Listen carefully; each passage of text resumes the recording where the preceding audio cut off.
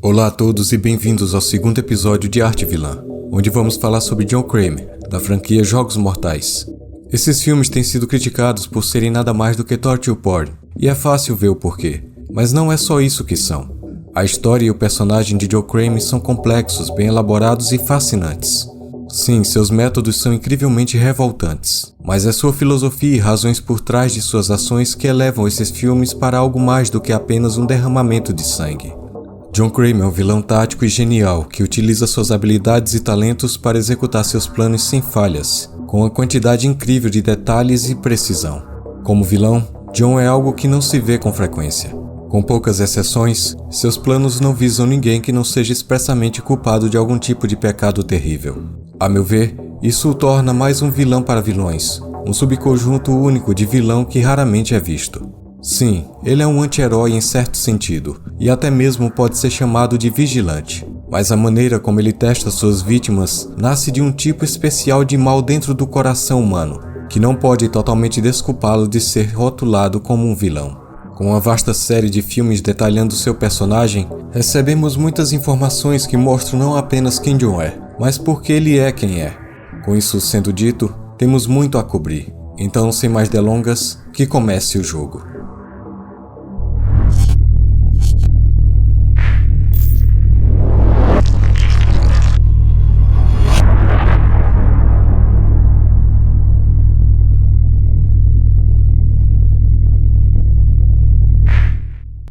Como eu disse antes, John é um personagem complexo, e para cobrir todas as suas complexidades, acho importante que primeiro cobramos todos os seus traços básicos e o histórico que obtemos nos filmes, antes de analisarmos alguns dos jogos que são centrais para seu personagem e descobrirmos como ele aplica sua estranha visão filosófica da vida. Vamos começar com sua inteligência, que é central para cada componente de seu caráter. John é obviamente incrivelmente inteligente, sendo um engenheiro bem-sucedido que até foi reconhecido pela imprensa por sua proficiência no campo. Isso pode ser visto também nas engenhocas bem elaboradas que ele constrói para suas vítimas. Além de ser um engenheiro competente, John também tem talento para inventar, criando todas as suas máquinas por conta própria, com precisão e detalhes.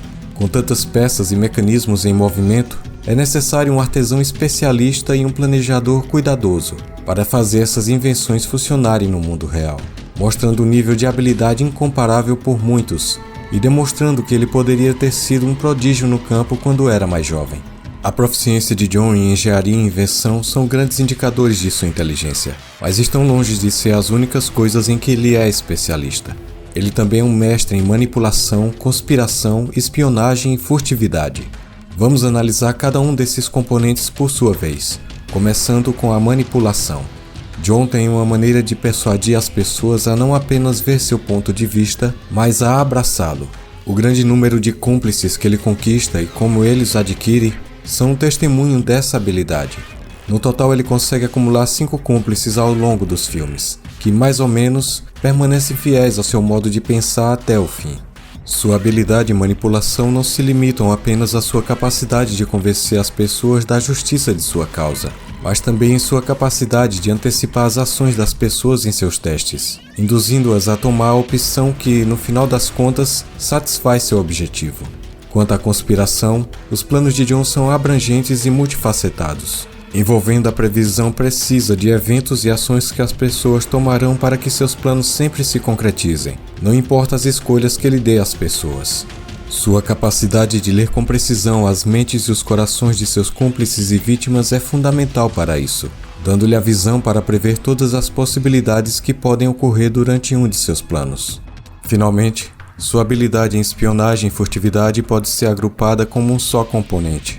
John está altamente informado sobre todos os aspectos da vida de suas vítimas. Ele pode as espionar por conta própria ou com a ajuda de seus cúmplices, coletando fotos, hábitos e rotinas para sequestrar suas vítimas sem falhar e até mesmo consegue evitar a captura pela polícia, até que ele deseje ser pego para avançar em seus próprios planos. Nenhuma de suas vítimas sequer percebe que estão sendo seguidas até que seja tarde demais. Todos esses elementos combinados fazem de John digno de uma alcunha que poucos vilões podem reivindicar, o de o gênio, devido ao seu conjunto variado de habilidades. Seus planos são tão absolutamente à prova de falhas que nenhum único de seus empreendimentos termine em fracasso, mesmo após a sua morte. Agora que estabelecemos as ferramentas que John possui e que o tornam um vilão tão eficaz, vamos dar uma olhada em como ele se tornou o gênio que é mostrado nos filmes. Sabemos muito pouco sobre a vida precoce de John, mas sabemos que ele começou um negócio com seu amigo Art Blank, o grupo de renovação urbana. Esta empresa é o primeiro vislumbre que temos da compaixão de John pela humanidade, fundada sob o lema 4 paredes constrói um lar. O objetivo desse grupo era renovar imóveis abandonados em moradias de baixa renda.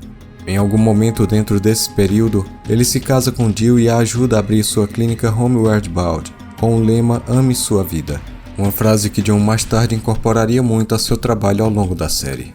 Em dado momento, William Easton, chefe da empresa de seguros Umbrella, patrocina um evento para a clínica Homeward Bound e entra em contato com John enquanto discutem a fórmula de William que ele desenvolveu para decidir a quem conceder cobertura. John acha perturbador o fato de que William decide quem vive e quem morre, ignorando a vontade humana de viver.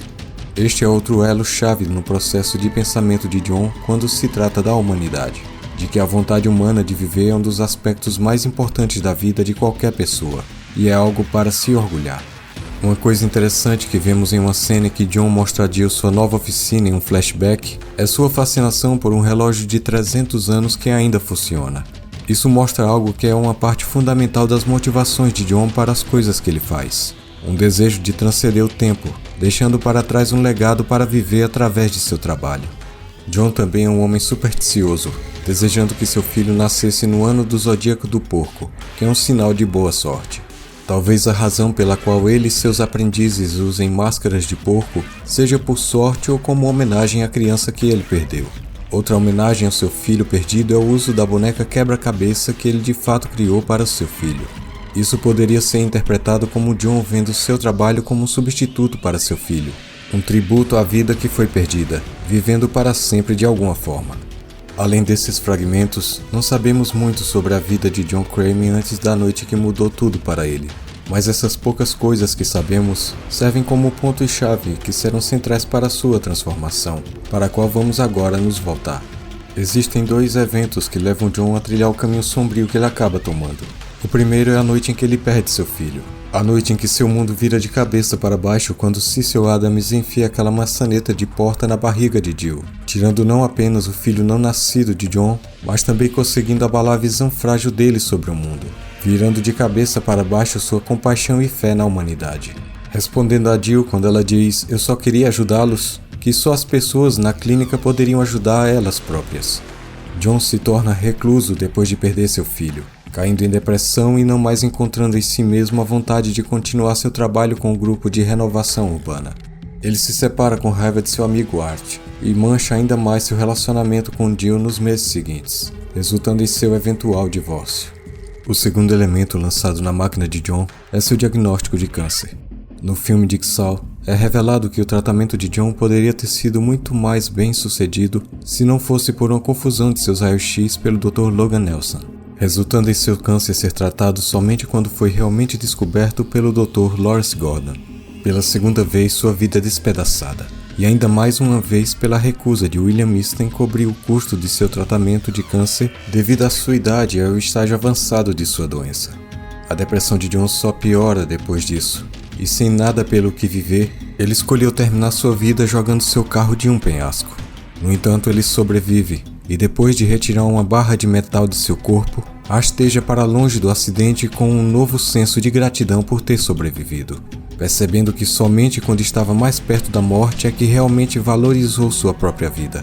A partir daí, todas as filosofias e crenças de John se unem em um novo impulso para fornecer essa realização a outras pessoas que desesperadamente precisam dela. Esta é uma descrição precisa da vida de John, até o ponto em que ele decide dedicar todo o seu ser a testar a vontade de viver das pessoas.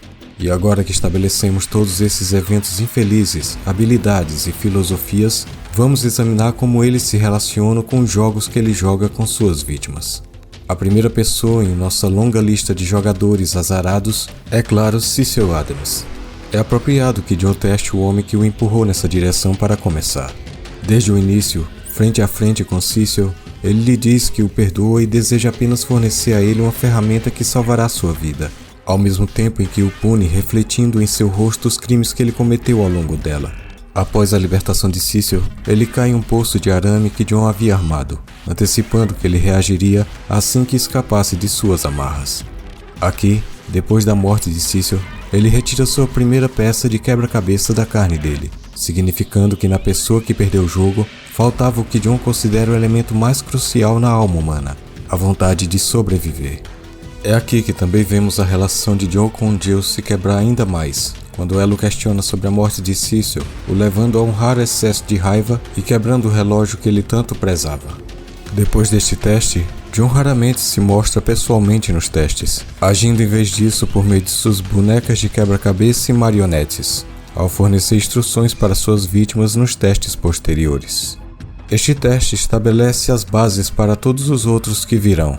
Embora nem todos eles causem ferimentos às vítimas, já que um grande número deles pode ser concluído sem que nenhum dano seja causado à pessoa, esse tema geral de retribuição e a busca por proporcionar desafios que testem a vontade de sobreviver permanece. Cada teste é tipicamente adaptado de alguma forma para refletir a parte da alma humana que Jon sente estar danificada dentro dessa pessoa, e é projetado para infligir a eles um reflexo do mal que causaram a outras pessoas. Embora esses testes sejam traumatizantes e às vezes fisicamente prejudiciais para os participantes, de uma forma distorcida, é assim que sua compaixão pela humanidade se manifesta em sua nova persona de Jigsaw. Agora, não me entenda mal, cada teste tem seu mérito, mas alguns deles não fazem nada para avançar a história de Jon. E agora que cobrimos seu primeiro teste para nos dar uma compreensão do que está por vir, daqui para frente só vamos cobrir testes que são instrumentais para os planos de Jon. O segundo teste que Jon realiza cronologicamente é o teste de Anna, Logan Nelson, Carly, Ryan e Mitch, da fazenda de porcos pertencente à família de Jill. Embora este possa ser visto como protótipo dos jogos que virão, ele serve para a mesma função de todos os jogos que se seguem. O resultado único deste jogo, no entanto, é o salvamento de Logan Nelson por Jon e seu recrutamento como seu primeiro aprendiz apenas por admiração. Logan é cativado a se juntar a Jon em seu trabalho e se torna fundamental para realizar seus planos enquanto está vivo e para continuar seu legado assim que todos os seus planos se concretizem. A próxima grande ocasião de um teste de grande importância ocorre 10 anos após a morte de Logan Nelson, o qual não tem conexão com Jon, sendo o teste de Mark Hoffman em Seth Baxter. Hoffman utiliza este teste como um meio de vingar a morte de sua irmã, buscando secretamente assassinar Baxter. Este evento, sem dúvida, provocou tanto raiva quanto curiosidade em Jon. Aqui revela-se mais um aspecto da filosofia de Jon, que parece estranha quando é dita, mas faz sentido para seu personagem. Jon detesta assassinatos e considera a ação de Hoffman de matar Baxter repugnante. Ele confronta Hoffman, destacando que sempre oferece às suas vítimas a oportunidade de viver e abraçar uma nova apreciação pela vida. Com sua habilidade notável de manipulação, Jon tenta convencer Hoffman a se tornar seu aprendiz, permitindo-lhe aprender com ele ou então ser entregue à polícia e responsabilizado pelo assassinato de Baxter. O próximo teste de grande importância é o de Amanda Young, onde ele ganha não apenas um, mas 2 cúmplices com este jogo. Ao escapar de um de seus testes, a nova apreciação de Amanda por sua vida faz com que ela abrigue admiração por Jon, e quando ele a visita, ela é facilmente convencida a mudar de vida, juntando-se à sua causa através dessa reabilitação. Ele também consegue convencer sua ex-esposa Jill de que seus métodos são realmente sólidos, mostrando a ela que uma mulher que ela considerava como um caso perdido pode se tornar uma nova mulher e curada de suas antigas doenças.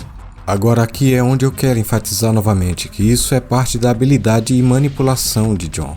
Você pode estar se perguntando, será que Amanda realmente se convenceu após enfrentar o teste de Jon ou foi influenciada pela manipulação sutil por trás das cenas?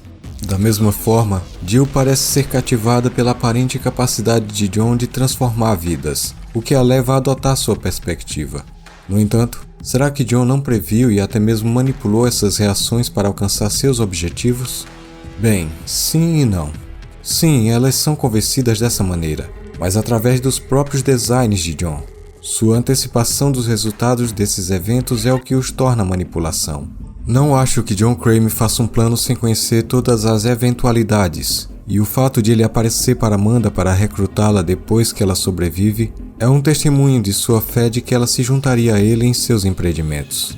Tenho certeza de que ele sabia também que se ele pudesse mostrar a Jill alguém que ela já tinha desistido de reabilitar, transformada e com a nova vida, ela se juntaria a ele. John deposita muita fé em Amanda, e junto com Mark Hoffman, eles se tornam os principais candidatos a serem aqueles que levarão adiante seu legado após sua morte. Nosso próximo teste de grande importância é o jogo a que John submete Lawrence Gordon. Quando Lawrence consegue sobreviver aos desafios propostos por John e se torna outro aliado, ele introduz um elemento médico crucial nos planos de John, possivelmente um plano que John havia concebido há muito tempo. Gordon é retratado como um apoio vital para os procedimentos médicos necessários para as vítimas que exigem um cirurgião.